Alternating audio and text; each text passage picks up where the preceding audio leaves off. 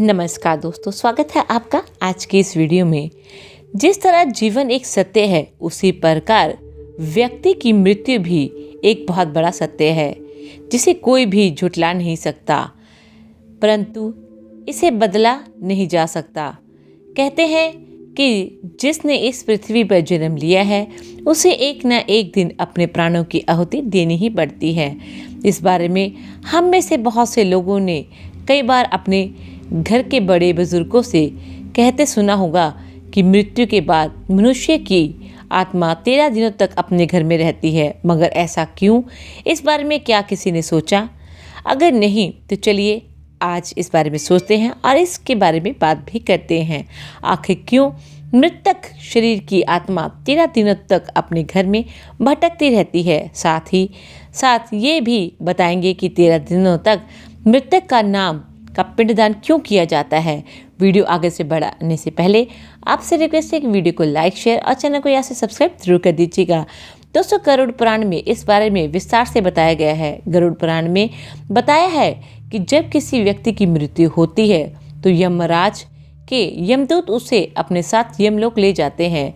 यहाँ उसके अच्छे और बुरे कर्मों का हिसाब होता है और फिर 24 घंटे के अंदर यमदूत उस प्राणी की आत्मा को वापस घर छोड़ जाते हैं। यमदूत के द्वारा आत्मा को वापस छोड़ जाने के बाद मृतक की आत्मा अपने परिजनों के बीच भटकती रहती है और अपने परिजनों को पुकारती रहती है, लेकिन उसकी आवाज़ को कोई नहीं सुन पाता। ये देखकर मृत व्यक्ति की आत्मा बेचैन हो जाती है और जोर जोर से चिल्लाने लगती है। इसके बाद आत्मा अपने शरीर के अंदर प्रवेश करने की कोशिश भी करती है, लेकिन यमदूत के पास बंदिश होने के कारण वह मृत शरीर में प्रवेश नहीं कर पाती। इसके अलावा हमारे गरुड़ पुराण की माने तो जब यमदूत आत्मा को उसके परिजनों के पास छोड़ जाते हैं तो उस समय उस आत्मा में इतना बल नहीं होता कि वो यमलोक की यात्रा तय कर पाए। गरुड़ पुराण के अनुसार किसी भी मनुष्य के मृत्यु के बाद जो 10 दिन तक मयका जाता है उसके मृतक आत्मा के विभिन्न अंगों की रचना होती है और जो 11वें और 12वें दिन पिंडदान किया जाता है उससे मृतक आत्मा रूपी शरीर का मांस और त्वचा का निर्माण होता है और वह 13वें दिन की 13वीं की जाती है तो उस दिन मृतक के नाम का पिंडदान किया जाता है।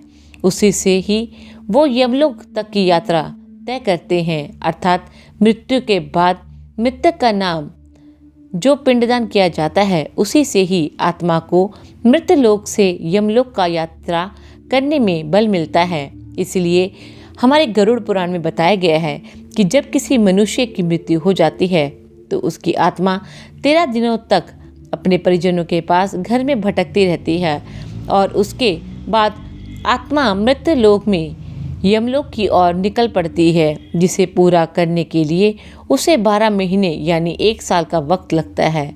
इतना ही नहीं, मान्यता है कि 13 दिनों तक मृतक के नाम का किया गया पिंडदान उसके 1 वर्ष के भोजन के समान होता है। पिंडदान ना किया जाए तो मृतक के साथ क्या होता है?